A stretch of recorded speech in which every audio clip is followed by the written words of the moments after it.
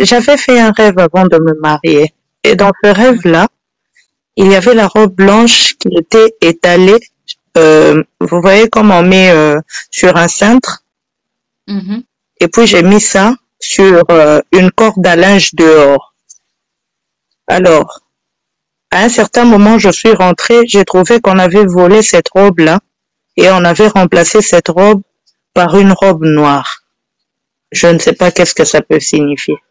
Mhm. D'accord. Mais c'est quoi le second rêve? Le second rêve, de cela, lorsque je me suis mariée, Mhm. je pense la même semaine, je pense avoir rêvé 3 à 4 fois que mon mari se remariait. Que mon mari se remariait. Et puis moi, j'étais aussi de côté avec quelqu'un d'autre. Et c'est comme si j'étais en train de m'étonner qu'il s'est remarié. Et une fois, j'ai même rêvé que mes parents étaient venus l'interdire de se remarier. Il a refusé et il est allé se remarier. Mhm. Et après, à un certain moment, ça s'est aussi arrêté et jusqu'à aujourd'hui. D'accord. Comment ça se passe aujourd'hui dans votre couple? Ça va très bien.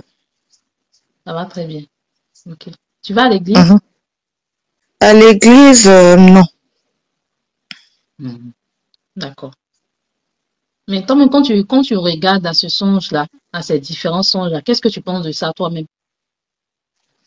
Qu'est-ce que tu Moi-même, je penses suis de ça? confuse.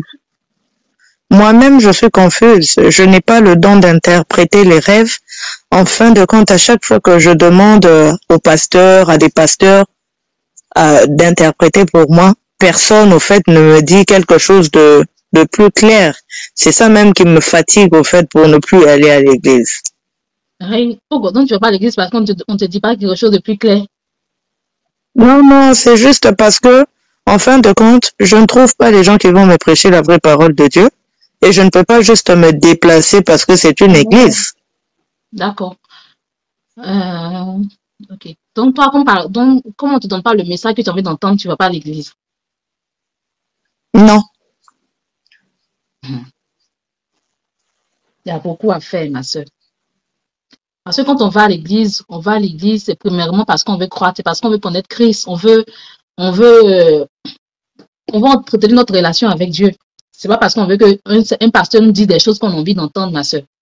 C'est vrai que tu as vu que j'interprète des songes ici, mais moi je suis chrétienne et tout ce que je donne comme interprétation, c'est basé sur le Seigneur Jésus-Christ de Nazareth.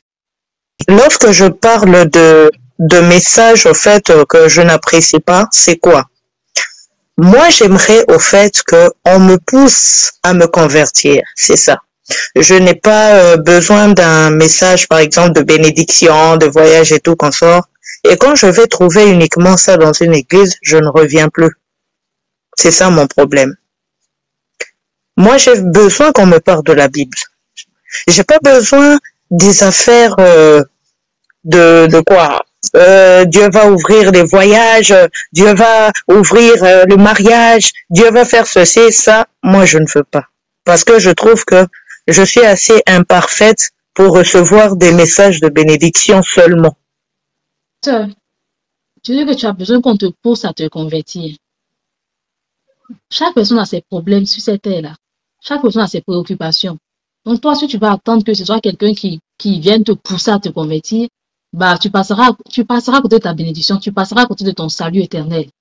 C'est, c'est vraiment une très mauvaise mentalité. Ouais, je peux comprendre que tu as été dans les églises où on parlait que des bénédictions, ça t'a découragé.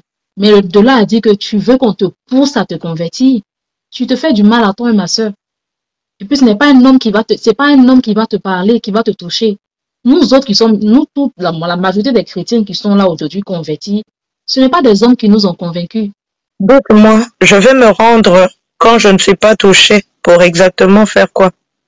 Est-ce que toi-même tu as envie d'être touché?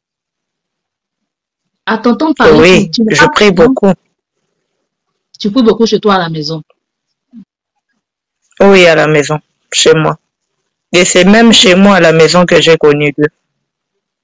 Parce que je lisais ma Bible, je cherchais à comprendre. Et je lis toujours ma Bible chaque jour. Ok. En tout cas, il faut Et je toujours lire. Dieu prie va se révéler aussi. encore à toi. Oui, je dire un n'ai peu que ça. deux ma. D'accord. Ton mari, il dit ton mariage. Ton songe, on va pas faire long. Tu as bien vu la première fois, ta robe de mariée a été remplacée par une robe noire. C'est le malheur. C'est l'échec. C'est la destruction de ton mariage. On ne peut pas remplacer ta robe de mariée par une robe noire de plus. Les robes noires, là, c'est quoi? Le noir représente quoi? Ça représente le deuil. Tout ce qui n'est pas bien. Tout ce qui n'est pas bien. On te remplace ta robe de mariée. Il y a des choses, mais tu n'as même pas besoin que quelqu'un vienne t'interpréter. Le message est tellement clair, c'est limpide. Ah, on a remplacé ton mariage. Ça veut dire que le mariage actuel où tu es là, oui, peut-être qu'actuellement tout va bien, l'eau coule bien, mais il y a le malheur qui se prépare. Tu fais des rêves où ton mari se remarie. C'est pas normal. C'est le plan du diable. C'est le plan du diable. Et tant que tu auras cette mentalité de j'attends que quelqu'un me pousse à me convertir, ça va se réaliser malheureusement. Ton mariage sera un Quand chaos. je, Mais ton message concernant le rêve concernant ton mariage, c'est ce que le diable a prévu. C'est ce que le diable a prévu contre toi. Il faut te lever, sinon ça va se réaliser malheureusement. Tu ne veux pas faire un rêve où on te remplace ta robe de mariée par une robe noire. Même pas une robe de réchange, mais une robe noire.